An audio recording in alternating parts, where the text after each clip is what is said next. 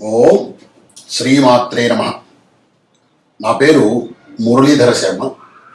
నేను హైదరాబాద్ పుప్పాలగూడ మణికొండ ప్రాంతంలో ఉన్న గోల్డెన్ టెంపుల్ వద్ద నివాసం. ఈరోజు నేను ఈ వీడియో ద్వారా సనాతన ధర్మానికి సంబంధించి, ప్రత్యేకించి హైందవ ధర్మానికి సంబంధించినటువంటి సమాజం ఎదుర్కొంటున్న ఒక సమస్య, దాని గురించి జ్యోతిష్యం ద్వారా ఏదైనా పరిష్కారం తెలుసుకోవచ్చా అనేది చెప్పే ప్రయత్నం చేస్తాను. సహజంగా సమాజంలో అనేక సమస్యలు వస్తుంటాయి, కానీ ప్రస్తుతం ఉన్నటువంటి సమస్య చాలా చిత్రమైన సమస్య. పిల్లలకు పెళ్ళిళ్ళు కావటం లేదు, లేదా చాలా ఆలస్యం అవుతున్నాయి అని. ఒకానొకప్పుడు ఈ సమాజము బాల్య వివాహాలతో బాధపడితే ఇప్పుడు వృద్ధ వివాహాలతో బాధపడుతుంది. 40 ఏళ్ళు, 35 ఏళ్ళు, 38 ఏళ్ళు వచ్చినా కూడా వివాహం కాకుండా ఉన్నటువంటి సందర్భాలు మనకు కనబడుతున్నాయి. రోజు నాకు వస్తున్నటువంటి జాతకాల్లో, గురుగారు ఈ జాతకం మా అమ్మాయిదండి, మా అబ్బాయిదండి, మా అమ్మాయికి 38 ఏళ్ళండి, మా అబ్బాయికి 40 ఏళ్ళండి, వివాహం కాలేదండి. వివాహం కాకపోవడం ఒక ఎత్తైతే, వివాహం ఆలస్యం కావడం వల్ల సమాజంలో వచ్చే అసమతలు మరొక రకం. దీనివల్ల సంతానం కలగకపోవడం, లేదా సంతానం ఇంకా ఆలస్యం కావడం, వీళ్ళు ముసలి వాళ్ళైనా కూడా పిల్లలుగా ఇంకా వాళ్ళు చదువుకుంటూ ఉండడం, వాళ్ళ రక్షణ చూడలేకపోవడం, ఇలా అనేక విధములైనటువంటి సమస్యలు హైందవ సమాజం ఎదుర్కొంటుంది. కేవలం పెళ్ళిళ్ళు అనేటువంటి ఆ ఒకే ఒక విషయం మీద అది ఆలస్యం కావడం అనేటువంటి కారణం వల్ల ఈరోజు ఈ జాతక భాగం ద్వారా, జ్యోతిషం ద్వారా మనము దీన్ని తెలుసుకోవడానికి ప్రయత్నం చేద్దాం. అయితే ముందుగా మనం పెళ్ళిళ్ళ గురించి తెలుసుకోవడానికి జాతకంలో ఏం చూడాలి, ఏమి పరిశీలించితే వివాహం అవుతుందా, అవుతే ఎప్పుడు అవుతుంది, త్వరగా అవుతుందా, ఆలస్యం అవుతుందా అనేటువంటి విషయాలు మనం తెలుసుకునే ప్రయత్నం చేద్దాం. ముందుగా మనం ఒక అవగాహన కొద్దాము. 25 నుంచి 28 సంవత్సరాల వయసులో కనుక వివాహం జరిగితే, ప్రస్తుత కాల పరిస్థితుల ఆధారంగా, అది అబ్బాయి కావచ్చు, అమ్మాయి కావచ్చు, ఆ వివాహం త్వరగా జరిగినట్టుగా మనం భావించవచ్చు. అలా 28 దాటితే అది ఆలస్యమైనట్టుగానే మనం గుర్తించాలి. ఈ అవగాహనతో మనం ముందుకెళ్ళేటప్పుడు జ్యోతిష శాస్త్రంలో ఈ పెళ్ళిళ్ళు అనేటువంటి, వివాహం అనేటువంటి ఈ విషయానికి సంబంధించి ఏవేవి ముఖ్యమైన అంశాలు ఉన్నాయి అంటే, ముఖ్యంగా గ్రహాలు, గురువు, శుక్రుడు, కుజుడు, ఈ 3 గ్రహాలు కూడా చాలా అత్యంత ప్రధానమైనటువంటి పాత్ర వహిస్తాయి ఈ వివాహాల విషయంలో. గురువు, శుక్రుడు, కుజుడు. అలాగే రాసులు కూడా మనకు జ్యోతిష భాగంలో గ్రహాలు, రాసులు, ఈ 2 ప్రధానమైనవి. గ్రహాలు గురు, శుక్ర, కుజులు ప్రధానమైతే, రాసులు సప్తమ స్థానం, ముఖ్యంగా అంటే 7వ స్థానం కళత్ర స్థానం అంటారు. అలాగే భాగ్యస్థానం 9వ స్థానం. ఇలా ఈ 2 మనకు ముఖ్యమైనటువంటి పాత్ర వహిస్తాయి. ఇవి కాకుండా మనకు గ్రహాల యొక్క ఉచ్చస్థితులు, నీచస్థితులు, శుభగ్రహాలు, పాపగ్రహాలు, గ్రహాల దృష్టులు, ఈ విధంగా అనేక విషయాల సమూహం మనం జాతకంలో పరిశీలించాలి. గ్రహాలు, రాసులు, వాటి స్థితులు, వాటిని ఎవరు చూస్తున్నారు, ఏ గ్రహం ఎలాంటి పనికి మనకు సహాయపడుతుంది అనేటువంటి విషయాన్ని గ్రహిస్తే తప్ప ఆ జాతకుడికి లేదా ఆ జాతకురాలికి వివాహం ఎప్పుడు అవుతుంది అనేది మనం త్వరగా తెలుసుకోవాలి. ఇప్పుడు నేను స్థూలంగా కొన్ని విషయాలు చెప్తాను. ఎలాంటి జాతక పరిస్థితులు ఉంటే, అంటే మనం జాతకం పరిశీలించినప్పుడు ఎలాంటి పరిస్థితులు ఉంటే వివాహం త్వరగా జరిగే అవకాశం ఉంది. అంటే నేను చెప్పాను, త్వరగా జరగడం అంటే 28 సంవత్సరాల వయసు లోపల జరిగే వివాహాన్ని మనం త్వరగా జరిగే వివాహం అని అనుకోవచ్చు. ఎలాంటి సందర్భంలో అవుతుంది అంటే, లగ్నము 7వ భావం, లగ్నం అంటే 1వ స్థానం, 1వ స్థానంలో 7వ స్థానం అంటే 7వ స్థానంలో శుభగ్రహాలు ఉంటే కనుక త్వరగా జరిగే అవకాశం ఉంది. ఇది ఒక విషయం మాత్రమే, ఇంకా అనేక విషయాల సమూహం వల్ల జరుగుతుంది. ఇది ముఖ్యంగా మనం గ్రహించాలి. లగ్నంలో అలాగే 7వ భావంలో శుభగ్రహాలు ఉంటే కనుక త్వరగా జరిగే అవకాశం ఉంది. మనం ఇప్పటికీ ఎన్నో వీడియోల్లో తెలుసుకున్నాము. శుభగ్రహాలు అంటే ఏమిటి, అశుభగ్రహాలు అంటే ఏమిటి, ఉచ్చ అంటే ఏమిటి, నీచ అంటే ఏమిటి తెలుసుకున్నాం. ఇక సప్తమాధిపతి పాపగ్రహాలతో కలవకుండా ఉండడం. సప్తమాధిపతి అంటే లగ్నం నుంచి 7వ స్థానం ఉన్నటువంటి ఏదైతే ఉందో, ఉదాహరణకు మేషం లగ్నం అయితే మేషం, వృషభం, మిథునం, కర్కాటకం, సింహం, కన్య, తులా లగ్నం. అంటే ఈ తులా లగ్నంలో ఎటువంటి పాపగ్రహాలు ఉండకుండా ఉంటే త్వరగా వివాహం అయ్యే అవకాశం ఉంది. ఇంకా సప్తమాధిపతి శుభగ్రహాల దృష్టి కలిగి ఉండడం. సప్తమాధిపతి అంటే ఇందాక మనం తులా అనుకున్నాము. తులా రాశికి అధిపతి శుక్రుడు. ఆ శుక్రుడికి శుభగ్రహాల దృష్టి కనుక ఉంటే తప్పకుండా త్వరగా వివాహం అయ్యే అవకాశం ఉంటుంది. సప్తమాధిపతిగా సంబంధం లేకుండా శుక్రుడు బలంగా ఉంటే, అంటే ఉచ్చస్థితిలో కానీ, మిథున రాశిలో కానీ, తులా రాశిలో కానీ, వృషభ రాశిలో కానీ ఇలా ఉన్నప్పుడు శుక్రుడు బలవంతుడిగా ఉంటాడు. శుక్రుడు బలవంతుడిగా ఉన్నప్పుడు కూడా త్వరగా వివాహం అయ్యే అవకాశం ఉంటుంది. ఇంకా శుక్రుడు, శని ఈ రెండు గ్రహాల మీద చంద్రుడి యొక్క దృష్టి లేనప్పుడు కూడా వివాహం త్వరగా అయ్యే అవకాశం ఉంది. నేను గ్రహ దృష్టులు అని చెప్తున్నాను. ఏ గ్రహము ఎటువంటి దృష్టి కలిగి ఉంటుంది, ఏ రాశిని చూస్తుంది అనేటువంటిది కూడా ఇక్కడ చెప్పే ప్రయత్నం చేస్తాను. ప్రతి గ్రహము కూడా తను ఉన్నటువంటి స్థానం నుంచి 7వ స్థానాన్ని చూస్తుంది. ప్రతి గ్రహం కూడా అలాగే చూస్తుంది, రాహుకేతువులకు మినహాయింపు. ఇది కాకుండా ఇంకా 3 గ్రహాలు, శని తను ఉన్న రాశి నుంచి 7వ స్థానం మాత్రమే కాకుండా 3, 10 స్థానాలను కూడా చూస్తాడు. అంటే ఇంకా ఎక్కువగా అన్నమాట. కేవలం 7వ స్థానం మాత్రమే కాకుండా 3వ, 10వ స్థానాన్ని కూడా చూస్తాడు శని. ఇక కుజుడు తను ఉన్నటువంటి ఆ రాశి నుంచి 7వ స్థానాన్ని కాకుండా మరి 2 స్థానాలను కూడా చూస్తాడు. అంటే 4వ, 8వ స్థానం, అంటే 4వ స్థానము, 8వ స్థానాన్ని కూడా చూస్తాడు. గురువు తాను ఉన్నటువంటి రాశి నుంచి, తను ఉన్నటువంటి స్థానాన్ని నుంచి 5, 9 స్థానాలను కూడా చూస్తాడు. అంటే 7వ స్థానం చూస్తాడు. అది కాక 5, 9 స్థానాలను కూడా మనకు చూస్తాడు. ఎందుకు ఈ దృష్టి యొక్క అవసరము ఏమిటి, దీని యొక్క ప్రాధాన్యత ఏమిటి ఇప్పుడే తెలుసుకున్నాము. శుభగ్రహ దృష్టి ఉంటే త్వరగా అయ్యే అవకాశం ఉంది. అలాగే చంద్రుడి దృష్టి లేకుండా ఉంటే శుక్రుడు, శని మీద త్వరగా అయ్యే అవకాశం ఉందని మనం తెలుసుకున్నాం. అందువల్ల ఈ గ్రహ దృష్టి అనేటువంటిది కూడా అవసరమవుతుంది. ఈ వివాహాల గురించి పరిశీలించేటప్పుడు మనము ముఖ్యంగా 2 విషయాలు తెలుసుకోవాలి. ఒకటి, ఆ జాతకుడు పుట్టినప్పుడు ఉన్నటువంటి గ్రహస్థితి ఏమిటి, అంటే అతని రాశి చక్రం ఎలా ఉంది, అలాగే నవాంశ చక్రం ఎలా ఉంది, అందులో గ్రహస్థితి ఎలా ఉంది అనేటువంటిది ఒక విషయం. ఇక 2వ విషయము, ప్రస్తుతం గ్రహచారం, గోచారము అంటారు. ఈ జాతకుడు పుట్టిన రాశికి గోచారం ఎలా ఉంది అని చెప్పి, గోచారంలో కూడా ప్రత్యేకించి గురువు యొక్క స్థితి. ప్రస్తుతము గురువు ఈ జాతకుడికి ఏ విధంగా ఉన్నాడు, బలవంతుడిగా ఉన్నాడా, బలహీనుడిగా ఉన్నాడా, ఎలా తెలుసుకోవాలి అని అంటే జాతకంతో సంబంధం లేదని, జాతకంలో ఆ ఉన్నటువంటి గ్రహాలు స్థిరంగా రాశిచక్రంలో అలాగే ఉంటాయి. కానీ గోచారంలో గ్రహాలు వచ్చినటువంటి మార్పులను సూచిస్తూ మనకు పంచాంగం చూసుకున్నట్టయితే అందులో తెలుస్తుంది గురువు ఎక్కడ ఉన్నాడు, శని ఎక్కడ ఉన్నాడు అని చెప్పి. గురువు ఆ జన్మ రాశి నుంచి, అంటే ఆ జాతకుడి యొక్క జన్మ రాశి నుంచి లేదా జాతకురాలు యొక్క జన్మ రాశి నుంచి 2, 5, 7, 9, 11 ఈ 5 రాశుల్లో కనుక ఉంటే గురువు శుభగ్రహం, అంటే శుభ ఫలితాన్ని ఇస్తాడు. మరి ఒకసారి చెప్తాను. గురువు గోచార రీత్యా, జాతక రీత్యా కాదు, గోచార రీత్యా అంటే ప్రస్తుతం మనం పంచాంగంలో తీసుకొని ఆ జాతకుడి యొక్క రాశిలో, ఆ రాశికి గురువు ఏ విధంగా ఉన్నాడు, 2, 5, 7, 9, 11 రాశుల్లో కనుక ఉంటే శుభగ్రహంగా మనకు శుభ ఫలితాన్ని ఇస్తాడు గురువు. గురువు బలం అనేటువంటిది చాలా అవసరం వివాహానికి, వివాహకారకుడు గురువు కాబట్టి తప్పకుండా గురు బలం ఉండాలి.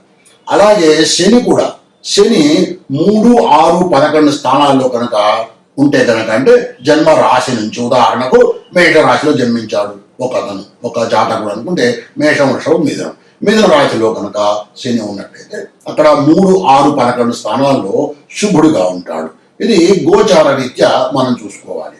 అంటే ఒక వ్యక్తికి, ఒక అమ్మాయికి కానీ అబ్బాయికి కానీ వివాహం అవుతుందా అనేటువంటిది తెలుసుకోవాలి అంటే జాతక రీత్యా చూడాలి, గోచార రీత్యా కూడా మనము తప్పకుండా గ్రహస్థితిని పరిశీలించుకోవాలి.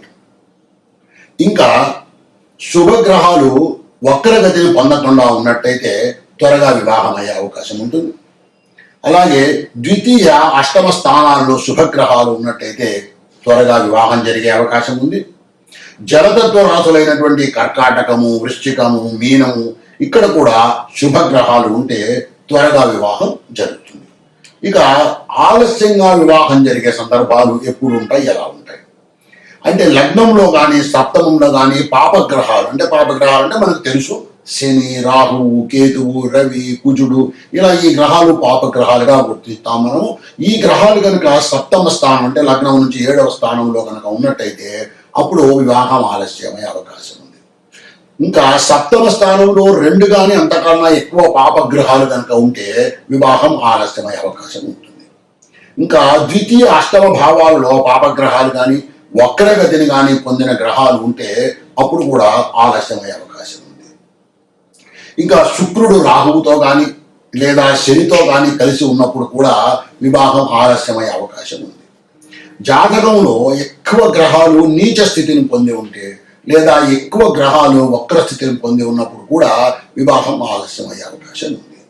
తర్వాత సప్తమ భావం మీద లేదా సప్తమాధిపతి మీద పాపగ్రహాల ప్రభావం ఎక్కువగా ఉంటే ఇక్కడ సప్తమ స్థానము, సప్తమాధిపతి ఈ రెండింటి మీద కూడా ఎక్కడైనా కానీ పాపగ్రహాల ప్రభావం ఎక్కువగా ఉంటే ఇంకా ఆలస్యం అయ్యే అవకాశం ఉంది. మీ జాతకంలో సప్తమ స్థానములో అంటే 7వ ఇంట బుధ లేదా చంద్రగ్రహాలు ఉన్నట్టయితే 18 నుంచి 23 సంవత్సరాల లోపల వివాహం జరిగే అవకాశం ఉంటుంది.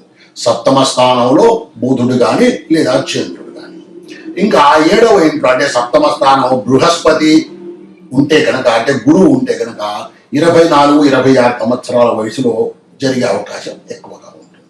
అలా కాకుండా ఈ సప్తమ స్థానంలో సూర్యుడు కనుక ఉన్నట్టయితే రవి మనకు తెలుసు పాపగ్రహం అని చెప్పి గుర్తిస్తాం మనము. ఈ సూర్యుడు కనుక సప్తమ స్థితిలో కనుక ఉంటే తప్పకుండా వివాహము ఆలస్యమయ్యే అవకాశం ఉంటుంది. ఇంకా 7వ ఇంట కుజుడు ఉంటే దీనివల్ల కూడా వివాహంలో చాలా జాప్యం జరిగే అవకాశం ఉంటుంది. శని సప్తమ స్థానంలో ఉంటే 35 సంవత్సరాల తర్వాతనే వివాహం జరిగే అవకాశం ఉంటుంది. ఈ విధంగా మనము సప్తమ స్థానాన్ని బట్టి ఉన్న గ్రహాల యొక్క స్థితిని బట్టి ఆ గ్రహాలను ఎవరు చూస్తున్నారు, ఆ గ్రహాలు ఉచ్చ స్థితిలో ఉన్నాయా, నీచ స్థితిలో ఉన్నాయా, ఇలా అనేక విషయాలను మనం పరిశీలించి వివాహము త్వరగా అవుతుందా లేదా ఆలస్యం అవుతుందా అనేటువంటి విషయాన్ని మనము తెలుసుకోవచ్చు. ఇంకా స్త్రీ విషయంలో ప్రత్యేకించి అష్టమ స్థానాన్ని కూడా మనము ఇదే విధంగా పరిశీలించాల్సి ఉంటుంది. సరే, ఈ విధంగా మనం పరిశీలించుకున్న తర్వాత వివాహం కాస్త ఆలస్యమయ్యే అవకాశం ఉందని మనకు కొంత అవగాహన వచ్చినప్పుడు మనము కొన్ని పరిష్కారాలు కూడా చేసుకోవడం మంచిది. దీనివల్ల కూడా మనకు ఫలితాలు త్వరగా వచ్చే అవకాశం ఉంది. అంటే ఆ గ్రహాలు ఏవైతే ఇబ్బంది పెడుతూ ఉన్నాయో లేదా ఏ గ్రహాల వల్ల శక్తి తక్కువ ఉండడం వల్ల వివాహం ఆలస్యమవుతుందో వాటికి ఈ పరిష్కారాల ద్వారా కొంత శక్తిని చేర్చే అవకాశం ఉంటుంది మనకి. ఎలాగంటే ఎలాంటి పరిష్కారాలు చేసుకోవచ్చు అంటే కనకదుర్గ అమ్మవారికి 8 శుక్రవారాలు కుంకుమార్చన జరిపించడం వల్ల కొంత దోషం తగ్గే అవకాశం ఉంటుంది.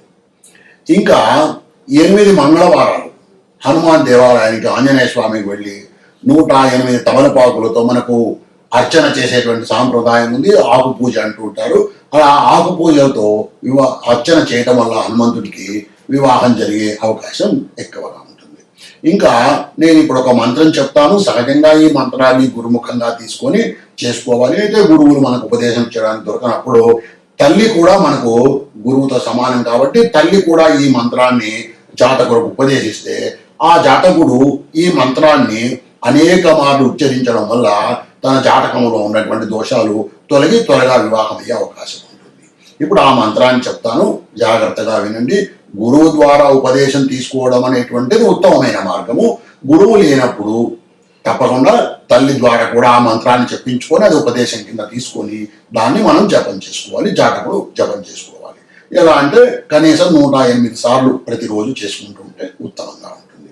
ఇప్పుడు ఏమిటి ఆ మంత్రం ఏమిటంటే దేవేంద్రాణి నమస్తుభ్యం దేవేంద్ర ప్రియభాషిణి సర్వ సౌభాగ్య కార్యేషు సర్వ సౌభాగ్యదాయిని. ఇది మంత్రం. ఈ మంత్రం మీకోసం మరొకసారి చెప్తాను. దేవేంద్రాణి నమస్తుభ్యం దేవేంద్ర ప్రియభాషిణి సర్వ సౌభాగ్య కార్యేషు సర్వ సౌభాగ్యదాయిని. ఈ మంత్రాన్ని 108 సార్లు జపం చేయడం వలన ఈ అడ్డంకులు తొలగి త్వరగా వివాహం జరిగే అవకాశం ఉంది. ఇంకా కొన్నిసార్లు ఇబ్బందులు చాలా ఎక్కువగా ఉంటాయి. ఇందాక చెప్పాను, చాలా గ్రహాలు నీచలో ఉండడము, లేదా చాలా గ్రహాలు వక్రగతిని పొంది ఉండడము, ఇలాంటి పరిస్థితులు, తర్వాత కుజ దోషాలు ఉండటము, ఇలాంటి వాటి వల్ల కూడా ఆలస్యం అవుతుంది చెప్పాను కదా. అప్పుడు కేవలం మనం చేసేటువంటి పరిష్కారాలు మాత్రమే సరిపోవంటే ఈ పూజలు నోములు ఇలాంటివి కాకుండా ఇంకొంచెం ముందుకు వెళ్ళి ఇంకొంచెం సేవ ఎక్కువగా చేయవలసి ఉంటుంది. అప్పుడు కన్యా పాశుపతము అనేటువంటి ఒకానొక హోమము లేదా అభిషేకం కూడా చేస్తారు. కన్యా పాశుపతము, ఆ అభిషేకం చేయించుకున్నట్టయితే, అంటే అబ్బాయిలకు వివాహం కావలసి ఉంటే కన్యా పాశుపత అభిషేకం చేసుకోవాలి.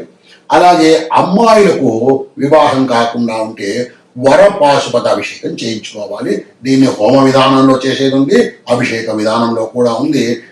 ఆయా గ్రహాల యొక్క తీవ్రతను బట్టి, అవసరాన్ని బట్టి మీరు ఏ జ్యోతిష్కుడిని సంప్రదిస్తారో లేదా ఏ పౌరోహితుడిని సంప్రదిస్తారో వాళ్ళు మీకు దీని గురించి వివరిస్తారు. ఆ విధంగా చేసుకోవడం వలన తప్పకుండా పరిష్కారం జరిగి త్వరగా వివాహం జరిగే అవకాశం ఉంటుంది. ఇప్పుడు మనము ఒక వృశ్చిక లగ్నంలో జన్మించినటువంటి జాతకుడి యొక్క గ్రహస్థితిని పరిశీలించి ఈ జాతకుడికి వివాహం ఎప్పుడు జరిగే అవకాశం ఉందో తెలుసుకునే ప్రయత్నం చేద్దాం. అంటే మనం పరిశీలిస్తున్నటువంటి జాతకుడు వృశ్చిక లగ్నంలో జన్మించాడు. గ్రహస్థితి ఏ విధంగా ఉంది అంటే, లగ్నంలో రాహువు పాపగ్రహం ఉన్నాడు, వృశ్చిక లగ్నం. ధనుస్సులో 2వ ఇంట బుధుడు ఉన్నాడు, మకరంలో చంద్రుడు ఉన్నాడు. ఇక మిగిలినవన్నీ ఖాళీగా ఉంటే వృషభంలో మరలా శుక్రుడు కేతువు ఉన్నారు. శుక్రుడు అక్కడ, శుక్రుడికి స్వక్షేత్రం, అక్కడ కేతువు పాపగ్రహంతో కలుసుకొని ఉన్నాడు వృషభంలో. మిథునంలో రవి ఉన్నాడు, కర్కాటకంలో గురువు ఉన్నాడు, సింహంలో కుజుడు ఉన్నాడు, కన్యలో శని ఉన్నాడు. ఈ విధంగా గ్రహస్థితి ఉంది. ఈ గ్రహస్థితి ఉన్నటువంటి ఈ జాతకుడికి మనము పరిశీలించినట్టయితే, వృశ్చిక లగ్నములో రాహు ఉన్నాడు. ఇది కుజక్షేత్రం వృశ్చికము, రాహువుకు శత్రుక్షేత్రము, పాపగ్రహం. లగ్నంలో పాపగ్రహం ఉంది. తరువాత లగ్నానికి దృష్టి ఎలా ఉంది అంటే శుక్రుడి దృష్టి. శుక్రుడి దృష్టి వరకు బాగానే ఉంది, కానీ లగ్నంలో పాపగ్రహం ఉంది కాబట్టి లగ్నం బలహీనంగా ఉందనే చెప్పుకోవచ్చు. ఇక లగ్నాధిపతి కుజుడు 10వ ఇంట ఉన్నాడు. 10వ ఇల్లు సింహరాశి. ఈ సింహరాశికి అధిపతి కుజుడు, రవి. ఈ కుజునికి రవి మిత్రగ్రహం కాబట్టి లగ్నాధిపతి కుజుడు బాగా ఉన్నట్టే మనము తీసుకోవచ్చు. లగ్నాధిపతి బలవంతుడు, కానీ లగ్నం బలహీనంగా ఉంది కానీ లగ్నాధిపతి బలంగా ఉన్నాడు. ఇక సప్తమ స్థానము ఇది వృశ్చికం కాబట్టి వృశ్చికం, ధనుసు, మకరం, కుంభం, మీనం, మేషం, వృషభ రాశి 7వ స్థానం అవుతుంది. ఈ 7వ స్థానంలో ఎవరు ఉన్నారు? శుక్రుడు స్వక్షేత్రములో ఉన్నాడు అక్కడ. కాబట్టి శుక్రుడు తప్పక బలవంతుడే, కానీ శుక్రుడు పాపగ్రహము, శత్రుగ్రహమైనటువంటి కేతువుతో కలుసుకొని ఉన్నాడు. కానీ శుక్రుడు కేతువుల మనము గ్రహాల యొక్క బలాలు బేరీజు వేసుకున్నప్పుడు శుక్రుడు స్వక్షేత్రంలో ఉన్నాడు కాబట్టి తప్పకుండా పాపగ్రహంతో కలిసి ఉన్నప్పుడు ఇతడు బుధుడు కాదు. పాపగ్రహంతో కలిసి ఉంటే ఆ లక్షణాలు పొందడానికి శుక్రుడు తన స్వయం ప్రకాశము కాబట్టి ఈ కేతువు యొక్క ప్రభావము అక్కడ లేదు. కేతువు 7వ స్థానంలో ఉన్నాడు కానీ శుక్రుడి మీద ప్రభావం లేదు కాబట్టి శుక్రుడు తప్పకుండా బలవంతుడనే మనం చెప్పుకోవచ్చు.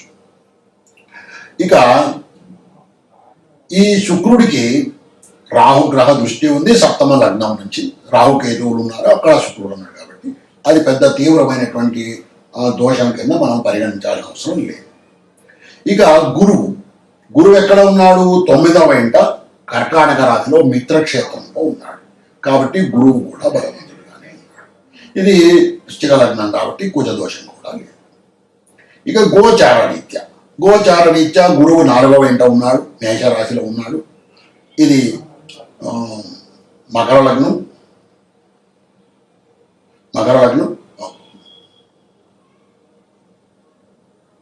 కాబట్టి ఇక్కడ 4వ ఇంట ఉన్నాడు కాబట్టి గ్రహచార రీత్యా కూడా గురు బలం బాగానే లేదు. ఎందుకంటే 4వ ఇంట 2, 5, 7, 9, 11 స్థానాల్లో మాత్రమే గురువు బలవంతుడు. కాబట్టి ఇక్కడ మనకు మకరం, కుంభం, మీనం, మేషం చతుర్థంలో గురువు కాబట్టి బలవంతుడు కాదు. ఇప్పుడు మనం సమగ్రంగా పరిశీలించినట్టయితే లగ్నం బలహీనంగా ఉంది, కానీ లగ్నాధిపతి బలవంతుడిగా ఉన్నాడు. వివాహానికి అత్యంత ముఖ్యమైన కారకమైనటువంటి 2 గ్రహాలు శుక్రుడు, కుజుడు కూడా బలవంతులుగానే ఉన్నారు. అంటే శుక్రుడు, కుజుడు, గురువు ముగ్గురు బలవంతులుగానే ఉన్నారు. ఇప్పుడు మనకు లేనిదల్లా లగ్నం బలంగా లేదు, గోచార రీత్యా గురువు బలంగా లేడు. కాబట్టి ఈ గోచార రీత్యా కాస్త గురుబలాన్ని మనం సంపాదించుకున్నట్టయితే, అంటే ఇందాక నేను చెప్పినట్టుగా గురు స్తోత్ర పారాయణాలు చదవడము, లేదా గురు చరిత్ర, దత్తాత్రేయ చరిత్ర పారాయణం చేయటము, ఇలాంటి పనులు కనుక చేసినట్టయితే, పరిష్కారాలు చేసుకున్నట్టయితే తప్పక ఈ జాతకుడికి త్వరగా వివాహం జరిగే అవకాశం ఉంటుంది. శ్రీమాత్రే నమః.